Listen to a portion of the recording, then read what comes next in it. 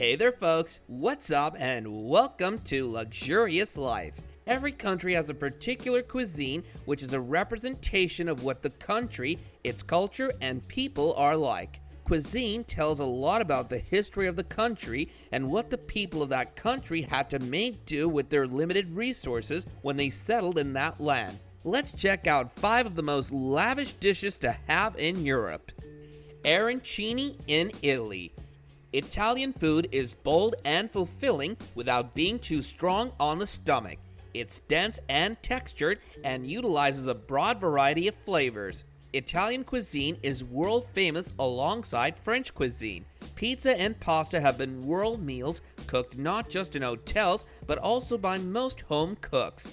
No matter where they grow up in Europe, children are acquainted with Italian foods such as margherita pizza and bolognese spaghetti. Arancini, while not as common as pasta and pizza in Italy, is seriously to die for these little fried rice balls, usually stuffed with beef, onions, mozzarella, mushrooms, pistachio, or aubergines. These heavily morsels of crispy goodness are then coated with breadcrumbs and deep fried. Cheese fondue in Switzerland. Culinary Switzerland is a gourmet heaven to be discovered anew everywhere you go as a menu, in addition to a limited selection of national meals focusing mostly in regional specialties. Swiss cuisine blends the influences of German, French, and North Italian cuisine. However, it ranges widely from area to area, with linguistic divisions constituting a rough border outline. Several dishes have crossed the local boundaries and become the firm classics in Switzerland. Cheese fondue is a fried cheese dish with slices of toast. The bread cubes are taken up on the fork and dipped into the melting cheese, which is served in a typical ceramic fondue pot named cacquelon. Classic Swiss fondue is produced from Gruyere and Emmental cheese with an optional kick of white wine and kirsch. Always eaten with crusty bread, such as the traditional Weizenbrot, this is a serious gooey delicacy and one of the things you ought to consume in Europe. Palatschinken in Austria.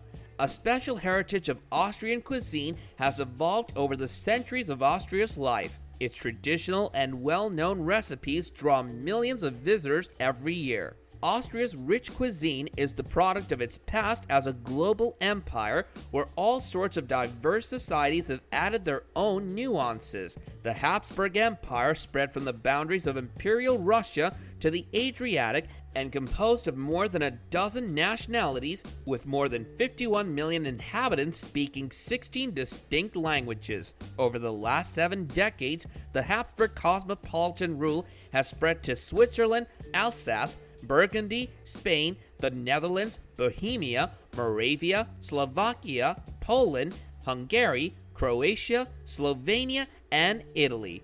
Many of the above have also inspired Austrian cuisine in their own way. Popular in many Central and Eastern European countries, think of palatschinken as a somewhat smoother, fluffier variant of crepes. They're also quite tasty. Traditionally eaten with apricot jelly and whipped cream, but now mainly consumed with Nutella. Travel to Austria for a fix. This is definitely one of the foods you need to consume in Europe.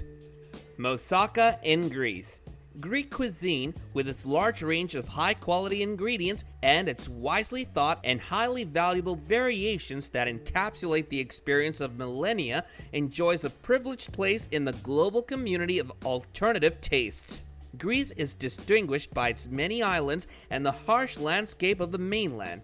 This morphological complexity produces worlds inside the world. A travel to Greece implies a fascinating discovery of tastes, textures, surprising variations, and infinite choices. Popular characteristics are the excellent raw ingredients and flavors unique to Greece: oregano, thyme, bay leaves, rosemary, lemon, and of course, olive oil. Fine meat grown by small producers, fresh fish and shrimp, world-famous dairy goods, organic fish, vegetables served with excellent wine, and mouth-watering fruits, all served to make a kaleidoscope of taste.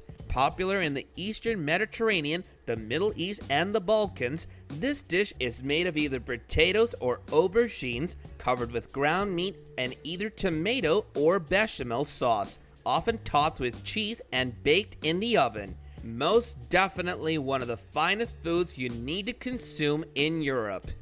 Köttbullar in Sweden. As a Scandinavian nation with 4 distinct seasons, Sweden's food culture was influenced by its environment.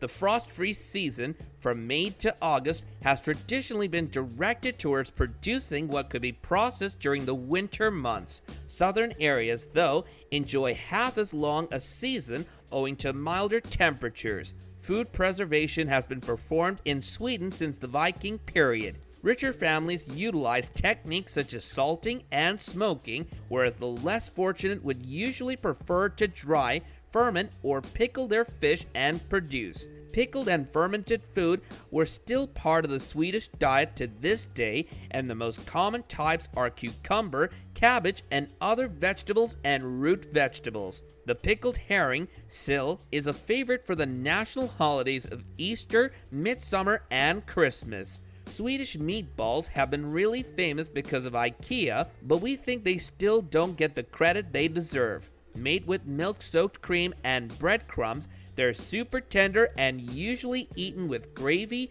boiled potatoes, lingonberry jelly, and occasionally fresh pickled cucumber.